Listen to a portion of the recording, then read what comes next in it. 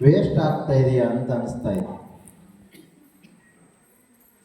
ನಾವು ಯಾವಾಗಲೂ ಹೇಳ್ತಾ ಇರ್ತೀವಿ, ಮಾಡಿ ಮಾಡಿ ಕೆಟ್ಟರು ಮನವಿಲ್ಲದೆ, ನೀಡಿ ನೀಡಿ ಕೆಟ್ಟರು ನಿಜವಿಲ್ಲ.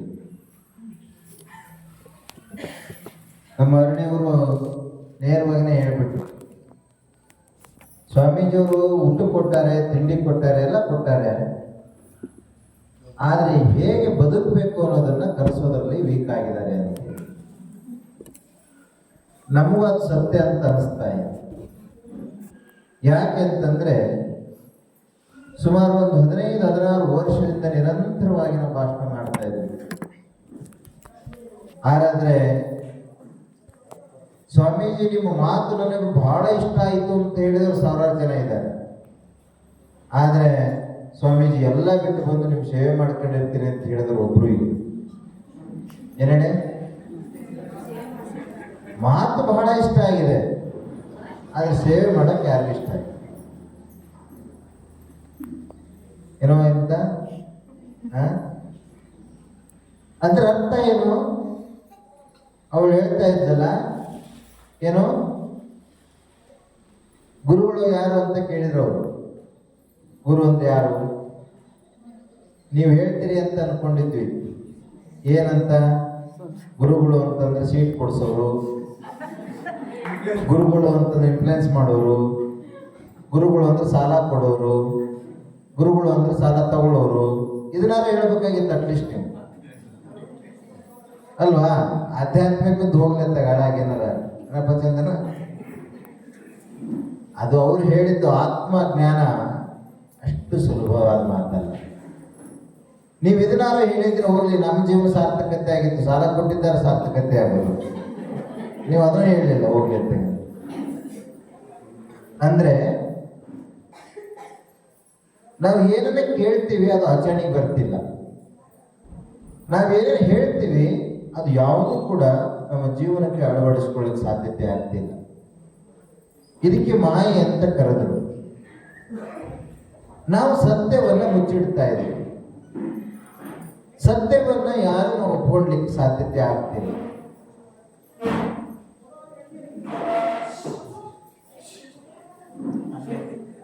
ಕೆಳಗಡೆ ಚಂದನು ಮಲಿಕ್ ಕೆಳಗಡೆ ನೋಡಿ, ಅಡಿಗೆ ಮೇಲೆ ಊಟ ಮಾಡಲ್ಲ ಹೋಗಿ ಕೇಳೋದು. ರಾಮಾಯಣ ಆಯ್ತು, ನಿಮಗೆ ಗೊತ್ತಾ? ರಾಮಾಯಣ ಯಾವುದಕ್ಕಾಗಿ ಆಯ್ತು?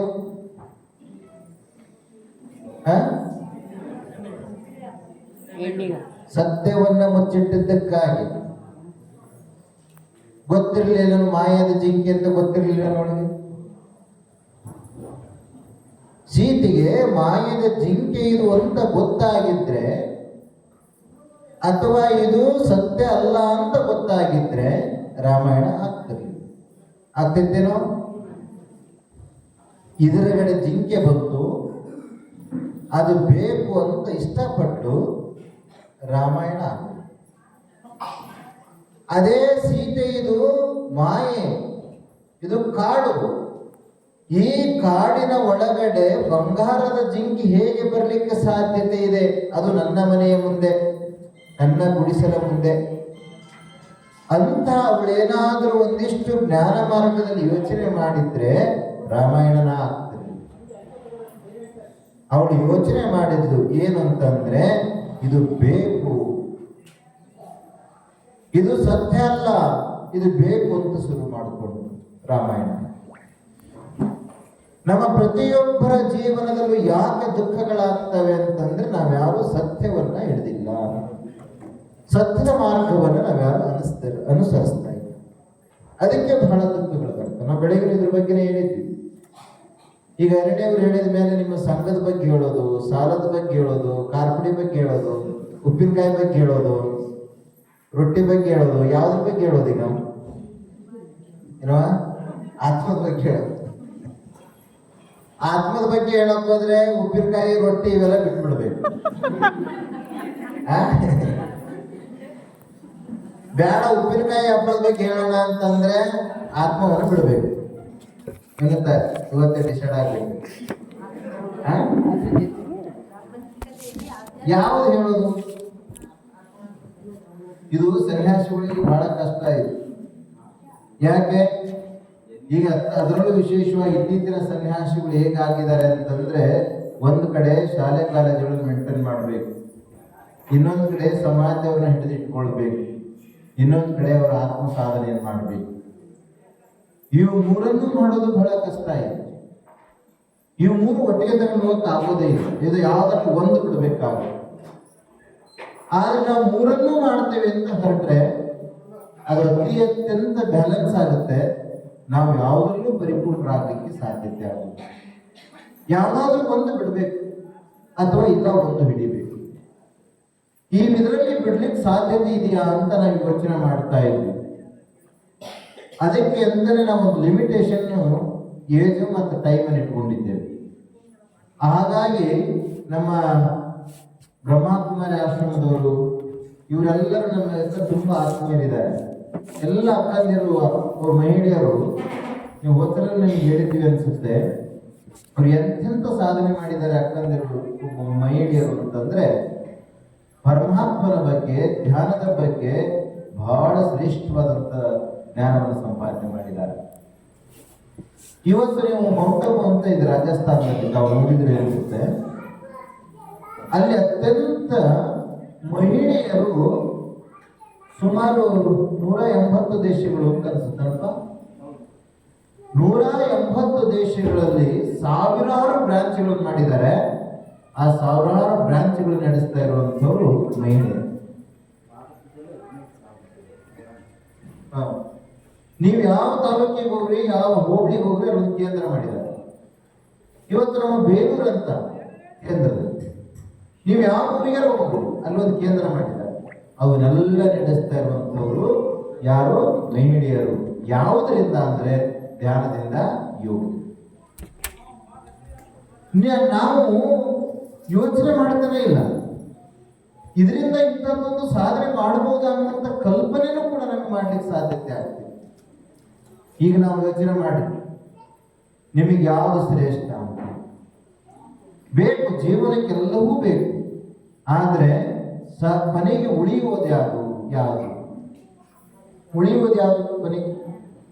ದೇಹ ಉಳಿಯುತ್ತ? ಮಾಡಿರೋದು ಮನೆ ಉಳಿಯುತ್ತ? ಮಕ್ಕಳು ಉಳಿತಾರ? ಅಥವಾ ನಾನು ಮಾಡಿರೋ ಜಮೀನಾಗ್ಲಿ, ಇನ್ನೊಂದಾಗ್ಲಿ, ಮತ್ತೊಂದಾಗ್ಲಿ ಏನಾದ್ರು ಉಳಿಯುತ್ತ? ಒಂದ್ಸಲ ಯೋಚನೆ ಮಾಡಿ. ಈ ಭೂಮಿ ಮೇಲೆ ರಾಜರು ಎಷ್ಟು ಜನ ಆಳ್ಬೋದ್ರು? ಇವತ್ತು ರಾಜರು ಇಲ್ಲ. ಈ ಭೂಮಿ ಮೇಲೆ ಶರಣರು, ಸಂತರು, ಮಹಾತ್ಮರು ಎಷ್ಟು ಜನ ಆಳ್ಬೋದು? ಒಬ್ರು ಉಳಿದ್ರು. ಇವತ್ತಿನ ಕಾಲದಲ್ಲಿ 1 ಎಕರೆ 2 ಎಕರೆ ಬಿಡಿ, ಅವತ್ತಿನ ಕಾಲದಲ್ಲಿ ನೂರಾರು ಸಾವಿರಾರು ಎಕರೆಗೆ ಒಡೆಯರಾಗಿದ್ರಲ್ಲ ರಾಜರುಗಳು, ಒಬ್ಬರಾರು ಉಳಿದ? ಯೋಚನೆ ಮಾಡಿ. ಒಂದು ದಿನ ಧರ್ಮರಾಯನ ಆಸ್ಥಾನದಲ್ಲಿ ಎಲ್ಲ ಯುದ್ಧ ಮುಗಿತು, ಮಹಾಭಾರತ. ಕೊನೆಗೆ ಧರ್ಮರಾಯ ತನ್ನ ಅಣ್ಣ ತಮ್ಮಂದಿರ ಜೊತೆ ಸೀತೆಯನ್ನ ಕರ್ಕೊಂಡು,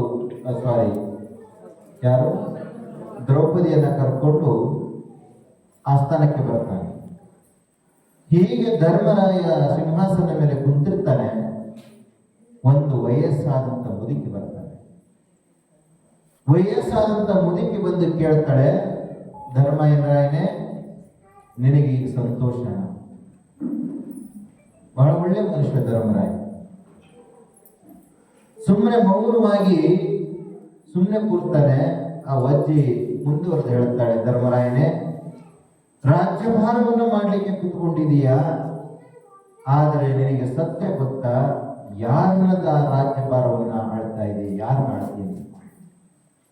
ನಿನ್ನ ರಾಜ್ಯದಲ್ಲಿ ಗಲ್ಲಿ ಗಲ್ಲಿಯಲ್ಲಿ ಎಲ್ಲರೂ ಗಂಡಂದಿನ ಕಳ್ಕೊಂಡಂಥ ವಿಧಿವೇದಿ. ಯಾರು? ಎಲ್ಲರೂ ಗಂಡಂದಿರನ್ನ ಕಳ್ಕೊಂಡ್ರು, ಮಕ್ಕಳನ್ನ ಕಳ್ಕೊಂಡು ರಕ್ತ ರಕ್ತ ಚೆಲ್ಲಿ ಹೋಗಿದೆ. ವಿಧಿವೀಯರನ್ನ ನೀನು ಆಳ್ತೀಯ ಅಂತ ಕೇಳ್ತಾಳೆ ಒಬ್ಬ ಅಜ್ಜಿ. ರಾಜ್ಯಕ್ಕೋಸ್ಕರ ಎಲ್ಲ ಇದಕ್ಕೋಸ್ಕರ ಯುದ್ಧ ನಡೆದು ಹೋಯ್ತು. ಕೊನೆಗೆ ಅವರು 5 ಜನ ಉಳ್ಕೊಳ್ತಾರೆ. 5 ಜನ ಆಸ್ಥಾನದಲ್ಲಿ ಬಂದು ಕುತ್ಕೊಂಡಂತ ಸಂದರ್ಭದಲ್ಲಿ ಅಜ್ಜಿ ಅದನ್ನು ಹೇಳ್ತಾಳೆ, ಈ ವಿಧಿವಿಯನ್ನು ಆಳೋದಕ್ಕೋಸ್ಕರ ಯುದ್ಧವನ್ನು ಮಾಡಿದ ರಾಜನೇ ಕೇಳು. ಎಂಥ ಮಾತನ್ನು ಹೇಳ್ತಾಳೆ. ಧರ್ಮರಾಯಿಗೆ ಅವತ್ತು ಜ್ಞಾನ ಪ್ರಜ್ಞೆ ಹೊರಗಡೆ ಬಂತು. ಇರಲಿಲ್ಲ ಅಂತಲ್ಲ, ಒಳಗಡೆ ಇತ್ತು. ಆದರೆ ಎಚ್ಚರಿಸುವಂತ ಸಂದರ್ಭ ಬಂದಿದೆ. ಎಚ್ಚರಿಸಿ ತಕ್ಷಣ ಹೊರಟ, ರಾಜ್ಯವನ್ನು ಬಿಟ್ಟ, ಎಲ್ಲವನ್ನು ಬಿಟ್ಟ, ಕಾಡು ವಾಸಿಯಾಗಿ ಆಧ್ಯಾತ್ಮ ಜ್ಞಾನವನ್ನು ಸಂಪಾದನೆ ಮಾಡಿದ್ದಾರೆ. ಇದೇ ತರದಲ್ಲಿ ಸಾಕಷ್ಟು ಜನ ಯಾಜ್ಞವಲ್ಕ್ಯ ಅಂತ ಹೇಳಿ ಉಪನಿಷತ್ತಿನ ಕಾಲದಲ್ಲಿ ಆಗೋದು. ಯಾಜ್ಞವಲ್ಕ್ಯ ಅಂತಂದ್ರೆ ಒಂದು ರಾಜ್ಯದ ಸಭೆಗೆ ಹೋಗಿತ್ತು. ರಾಜ್ಯದ ಸಭೆಯಲ್ಲಿ ರಾಜ್ಯ ಆಳ್ತಾ ಇರುವಂತಹ ಒಳ್ಳೆಯ ರಾಜನವನು, ಆ ರಾಜ ಒಂದು ದಿನ ಅನೌನ್ಸ್ ಮಾಡಿ ಏನು ಅಂತಂದ್ರೆ, ಈ ಆಸ್ಥಾನದಲ್ಲಿ ಯಾವ ಪ್ರಶ್ನೆಗಳಿಗೆ ಉತ್ತರವನ್ನ ಕೊಡ್ತಿರೋ ಸರಿಯಾದ ಉತ್ತರವನ್ನ ಅವರಿಗೆ ನನಗೆ ಎಷ್ಟು ತಿಳಿಯಿತು ಅಷ್ಟು ದಾನವನ್ನು ಕೊಡ್ತೀನಿ ಅಂತ ಅನೌನ್ಸ್ ಮಾಡಿ. ಅಲ್ಲಿ ಉತ್ತರ ಪ್ರಶ್ನೆ ಹೀಗೆ ಬಂದು, ಅಲ್ಲಿ ಉತ್ತರ ಪ್ರಶ್ನೆ ಯಾವುದು ಅಂತಂದ್ರೆ, ಈ ಆಕಾಶಕ್ಕೆ ಕಾರಣ ಯಾವುದು ಹೇಳಿ, ಈ ಭೂಮಂಡಲ ಹೀಗಿದೆಯಲ್ಲ ಇದಕ್ಕೆ ಕಾರಣ ಯಾರು, ಈ ಭೂಮಂಡಲದಲ್ಲಿ ಜನಸಂಖ್ಯೆ, ಪ್ರಾಣಿ ಪಕ್ಷಿ ಎಲ್ಲವೂ ಜೀವಿಸ್ತಾ ಇದೆಯಲ್ಲ ಇದಕ್ಕೆ ಆಧಾರ ಏನು, ಅದರ ಒಳಗಡೆ ಇರುವ ಆತ್ಮ ಯಾವುದು, ಹೇಗೆ ಕೆಲಸವನ್ನ ಮಾಡ್ತಾ ಇದೆ, ಆತ್ಮ ಮುಂಚೆ ಹೇಗಿತ್ತು, ಈಗ ಹೇಗಿದೆ, ಆ ನಂತರ ಏನಾಗುತ್ತೆ, ನಾನು ಈಗ ಬದುಕಿದ್ದೀನಿ, ಆತ್ಮ ಒಳಗಿದೆ, ಅದಕ್ಕಿಂತ ಮುಂಚೆ ಆತ್ಮ ಏನಾಗಿತ್ತು, ಹಾಗಾದ್ರೆ ಈ ದೇಹವನ್ನು ಬಿಟ್ಟು ಬೇರೆ ಕಡೆ ಹೋದ ಮೇಲೆ ಆತ್ಮ ಏನಾಗುತ್ತೆ, ಇಂತಹ ಪ್ರಶ್ನೆಗಳನ್ನು ಕೇಳಲಿಕ್ಕೆ ಶುರು ಮಾಡಿದ್ರು. ಯಾರು ಕೇಳ್ತಾ ಇದ್ರು ಗೊತ್ತಾ, ಗಾರ್ಗಿ ಅಂತ ಒಬ್ಬ ಮಹಿಳೆಯರು ಪ್ರಶ್ನೆ ಮಾಡ್ತಾ ಇದ್ರು. ಅದ್ಭುತವಾದಂತ, ನಾವು ಇಷ್ಟೇ ವಿಷಯ ನಿಮ್ಗೆ ಅರ್ಥ ಆಗಲ್ಲ ಅಂತ ಅನಿಸುತ್ತೆ ಬಹುಶಃ. ಅಂತಹ ಒಂದು ಗಾರ್ಗೆ ಪ್ರಶ್ನೆಯನ್ನ ಕೇಳಿದ್ದು. ಅದಾದ ನಂತರ, ಯಾಕೆ ಸರಳವಾಗಿ ಹೇಳಲಿಕ್ಕೆ ಇಷ್ಟಪಡ್ತೇವೆ, ರಾಜ 100 ಹಸುಗಳನ್ನ ಯಾಜ್ಞವಲ್ಕ್ಯಗೆ ಬಂಗಾರದ ಕವಚಗಳನ್ನು ಹಾಕಿ ಕಳಿಸಿದ. ಎಷ್ಟು? 100 ಹಸುಗಳಿಗೆ ಬಂಗಾರದ ಕೊಂಬು, ಕಿರೀಟ, ಕವಚ. ಏನ್ ಯೋಚನೆ ಮಾಡ್ರಿ ಸುಮ್ಮನೆ, ನಿಮಗೊಂದು ಸಣ್ಣ ಬಂಗಾರದ ಸರಕ್ಕೆ ಏನೇನು ಆಗ್ತಾ ಇದೆ, ಒಂದೊಂದು ಸಣ್ಣ ಅಡಿ, ಒಂದೊಂದು ಜಾಗಕ್ಕೆ ಏನೇನು ಆಗ್ತಾ ಇದೆ ಯೋಚನೆ ಮಾಡಿ, ಒಂದೊಂದು ಸಣ್ಣ ಸಣ್ಣ ವಿಷಯಗಳಿಗೆ ಏನೇನಾಗಿದೆ ಯೋಚನೆ ಮಾಡಿ ಮನೆಗಳಲ್ಲಿ. ಅಂಥ ರಾಜ 100 ಹಸುಗಳ ಬಂಗಾರದ ಕವಚಗಳನ್ನ ಹಾಕಿ ಕಳಿಸಿದ ರಾಜ ಅಂತ ಯಾಜ್ಞವಲ್ಕ್ಯ ಮನೆಗೆ ಬಂದು ಕುತ್ಕೊಂಡ. ಆ ಗಾರ್ಗೆ ಕೇಳಿದ್ದಲ್ಲ ಪ್ರಶ್ನೆಗಳನ್ನ, ಅದನ್ನ ಮೆಲುಕು ಹಾಕಿ ಯೋಚನೆ ಮಾಡ್ತಾ ಕುತ್ಕೊಂಡ. ಇಬ್ಬರು ಹೆಂಡಂದಿರು ಯಾಜ್ಞವಲ್ಕ್ಯ, ಇಬ್ಬರನ್ನು ಕರೆದ ಹೀಗೆ ಕೂರಿಸಿಕೊಂಡ. ಈ ಸಂಪತ್ತೆಲ್ಲ ಇದೆಯಲ್ಲ, ಈ ಸಂಪತ್ತನ್ನ ನೀವಿಬ್ರು ಹಂಚ್ಕೊಂಡ್ಬಿಡ್ರಿ, ನನಗೆ ಇದು ಬೇಡ, ನಾನು ಹೊರಡ್ತೇನೆ. ಹಿರಿಯ ಹೆಂಡತಿ ಹೇಳಿದ್ದು, ಎಲ್ಲಿಗೆ ಹೋಗ್ತಾ ಇದ್ದೀರಾ? ಇಲ್ಲ, ನನಗೆ ಆತ್ಮಜ್ಞಾನದ ಅವಶ್ಯಕತೆ ಇದೆ, ನಾನು ಆತ್ಮಜ್ಞಾನವನ್ನು ಪಡಿಬೇಕಾಗಿದೆ, ಅದಕ್ಕೆ ನನಗೆ ಈ ಸಂಪತ್ತಿನಿಂದ ಸಾಧ್ಯ ಇಲ್ಲ, ಇದನ್ನು ಬಿಟ್ಟು ಹೊರಡ್ತಾ ಇದ್ದೇನೆ, ನೀವಿಬ್ರು ಹಂಚಿಕೊಳ್ಳಿ.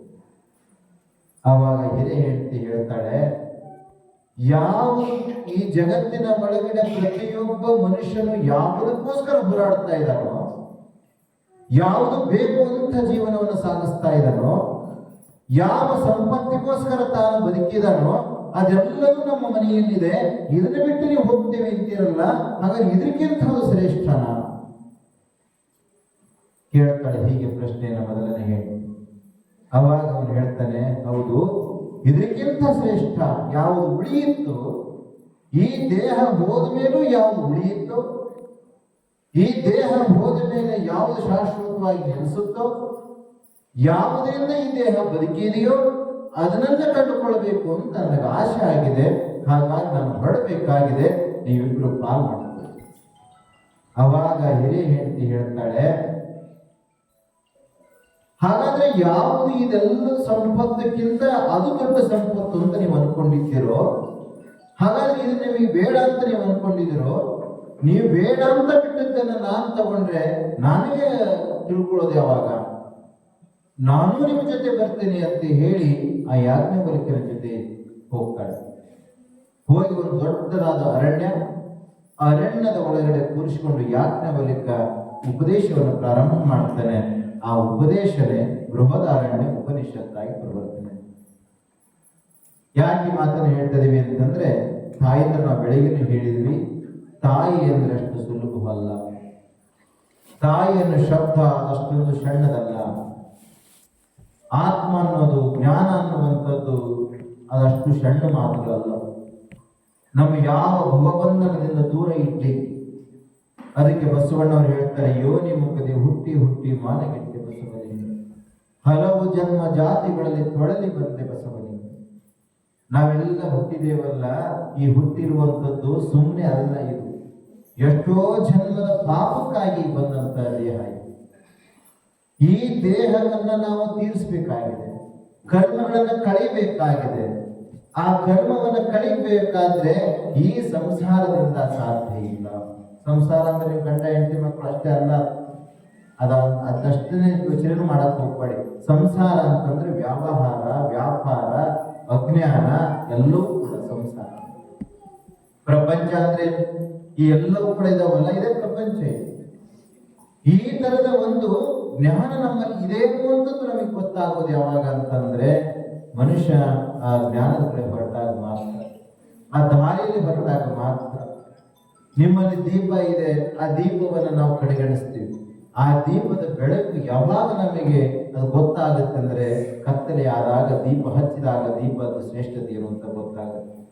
ಈಗ ನಮ್ಮಲ್ಲಿ ಕತ್ತಲೆ ಇದೆ, ಆ ಜ್ಞಾನ ನಮಗೆ ದೀಪವನ್ನು ಹಚ್ಚಿಲ್ಲ ಅಥವಾ ಹಚ್ಚಿಕೊಳ್ಳುವ ಕೆಲಸವನ್ನೂ ಮಾಡ್ತಿಲ್ಲ. ಆ ಕಾರಣಕ್ಕೋಸ್ಕರವಾಗಿ ನಾವು ಒಂದಿಷ್ಟು ಯೋಚನೆಯನ್ನು ಮಾಡಬೇಕಾಗಿದೆ. ಇದ್ರ ಮುಖಾಂತರ ಒಂದಿಷ್ಟು ದೀಪವನ್ನು ಹಚ್ಚಿಕೊಳ್ಬೇಕಾಗಿದೆ. ಅದು ಜ್ಞಾನದ ದೀಪ ಅಂತೀವಿ. ಅದಕ್ಕೆ ಅವರು ಬಸವಣ್ಣವರು ಹೇಳಿದ್ದು, ಜ್ಞಾನದ ಬಲದಿಂದ ಅಜ್ಞಾನದ ಕೇಡು ನೋಡಯ್ಯ, ಸತ್ಯದ ಬಲದಿಂದ ಅಸತ್ಯದ ಕೇಡು ನೋಡಯ್ಯ, ಪರುಷದ ಬಲದಿಂದ ಲೋಹದ ಕೇಡು ನೋಡಯ್ಯ. ಏನು ಒಳ್ಳೊಳ್ಳೆ ಮಾತುಗಳನ್ನು ನೋಡ್ಬೇಕು ಅವರ ಮಾತುಗಳನ್ನ. ಆ ಮಾತುಗಳು ನಮಗೆ ಯಾವಾಗ ನೆನಪಿಗೆ ಬರ್ತವೆ, ಜೀವನ ಯಾವಾಗ ಸುಧಾರಿಸುತ್ತೋ ಗೊತ್ತಿಲ್ಲ. ಅಂತಹ ಒಂದು ಜೀವನದ ಬಗ್ಗೆ ಅರಣ್ಯವರು ಬಹಳ ಚೆನ್ನಾಗಿ ಅವರು ಮಾತಾಡ್ಬೇಕಾದ್ರೆ ನಮಗೆ ಒಂದಿಷ್ಟು ಕಣ್ಣೀರು ಬಂದಂಗಾಯ್ತು. ಯಾಕೆ? ಆತ್ಮಜ್ಞಾನ ಇದೆಯಲ್ಲ, ಒಂದು ಬಹಳ ಶ್ರೇಷ್ಠವಾದಂತಹ ವಿದ್ಯೆ. ಅದು ಯಾರಿಗೂ ಸಿಗ್ಲಿಕ್ಕೆ ಸಾಧ್ಯತೆ ಇಲ್ಲ. ಅದನ್ನು ಯಾರು ಪಡ್ಕೊಳ್ತಾರೋ ಅದು ಅತ್ಯಂತ ಮೋಕ್ಷದಾಯಕವಾದಂತಹ ಕೆಲಸ ಆಗುತ್ತೆ ಅಂತೀವಿ. ನಾವು ಮೋಕ್ಷ ಮೋಕ್ಷ ಮೋಕ್ಷ ಅಂತ ಹೇಳ್ತೀವಿ. ನಮ್ಮಲ್ಲಿ ಎಂತ ಅಜ್ಞಾನ ಇದೆ ಅಂತಂದ್ರೆ, ಸತ್ತಂತವರಿಗೆ ಎಡೆ ಇಟ್ಟು ಕಾಗಿ ಬಂದು ತಿಂದ್ರೆ ಮೋಕ್ಷ ಅಂತೀವಿ. ಇನ್ನು ಕೆಲವರು ಇದ್ರಿ, ಸತ್ತಂತವ್ರ ಫೋಟೋದ ಮುಂದೆ ಬಾಟ್ಲಿ ಇಟ್ಟು, ಬಿಡಿ ಇಟ್ಟು, ಸಿಗರೇಟ್ ಇಟ್ರೆ ಮೋಕ್ಷ ಅಂತೀವಿ. ಏನು ಬೀಡಿ ಸಿಗರೇಟ್ ಇಟ್ರೆ ಮೋಕ್ಷ ಸಿಗದಾಗಿದ್ರಿ ಪ್ರಪಂಚದಲ್ಲಿ ಏನೇನೋ ಆಗುತ್ತೆ. ಇದು ಮೋಕ್ಷ ಅದಲ್ಲ. ನೀವೆಲ್ಲ ಇಡ್ತೀರಲ್ಲ, ಬಹಳ ಜನ ಬಟ್ಟೆ ಇಡ್ತಾರೆ, ಬಹಳ ಜನ ಎಡಿ ಇಡ್ತಾರೆ, ಒಬ್ಬಿಟ್ಟು ಮಾಡ್ಕೊಂತಾರೆ, ಏನೇನೋ ಮಾಡ್ತಾರೆ. ಅದೆಲ್ಲ ಮಾಡೋದ್ರಿಂದ ಮೋಕ್ಷ ಸಿಗೋದಾಗಿದ್ರೆ ಈ ಪ್ರಪಂಚದಲ್ಲಿ ಯಾರು ಹುಡ್ತಾನೆ ಇಲ್ಲ. ಮೋಕ್ಷ ಅಂದ್ರೆ ಮತ್ತೆ ಹುಟ್ಟದೇ ಇರೋದು, ಮತ್ತೆ ಜನನ ಆಗದೇ ಇರೋದು, ಮತ್ತೆ ಸಾವು ಇಲ್ಲದೆ ಇರೋದು. ಹುಟ್ಟು ಸಾವು ಎಲ್ಲಿಲ್ಲವೋ ಅದು ಮೋಕ್ಷ. ಅದಕ್ಕೆ ಅವರು ಹೇಳ್ತಾ ಹೋದ್ರು, 4 ಹಿಂದೆಲ್ಲ ಇದ್ರಂತೆ. ಒಂದು ಸತ್ಯಯುಗ, ಮೊದಲನೇದು ಯಾವುದು? ಸತ್ಯಯುಗ. ಅಲ್ಲಿ 100ಕ್ಕೂ 100 ಭಾಗ ದೇವಾನುದೇವತೆಗಳಿದ್ರಂತೆ. ಅದು ಸಾವಿರಾರು ಲಕ್ಷಾಂತರ ವರ್ಷಗಳು ಕಳೆದು ಹೋಯ್ತು ಈ ಭೂಮಿ ರಚನೆ ಆದ ನಂತರ. ಅದಾದ ಮೇಲೆ ಏನು ಬಂತು? ತ್ರೇತಾಯುಗನ ತ್ರೇತಾಯುಗ. ಅಲ್ಲಿ ಒಂದು 50% ದೇವಾನುದೇವತೆಗಳು, 50% ಮಾನವ. ಅದಾದ ನಂತರ ದ್ವಾಪರ ಯುಗ ಬಂತು. ಅಲ್ಲಿ 75% ನರಮಾನವರು, 25% ದೇವಾನುದೇವತೆಗಳು. ಅದು ಲಕ್ಷಾಂತರ ವರ್ಷಗಳ ಕಳೆದೋಯ್ತು. ಈಗ ನಾವು ಕಲಿಯುಗಕ್ಕೆ ಬಂದಿದ್ದೇವೆ, ಸಾವಿರಾರು ವರ್ಷಗಳ ಕಾಲ ಕಳೆದಿದ್ದೇವೆ. ಇಲ್ಲಿ ಎಲ್ಲರೂ ಇದ್ದರು 99% ನರಮಾನವರು, ಒಬ್ಬರು ಮಾತ್ರ ದೇವರ ರೂಪದಲ್ಲಿರುವಂಥದ್ದು ಆ ಆತ್ಮ. ಆ ಒಬ್ಬರು ಯಾರು? ಇದು ಪ್ರಶ್ನೆ ಅಲ್ವಾ? ಒಬ್ರು ಯಾರು? ನೀವ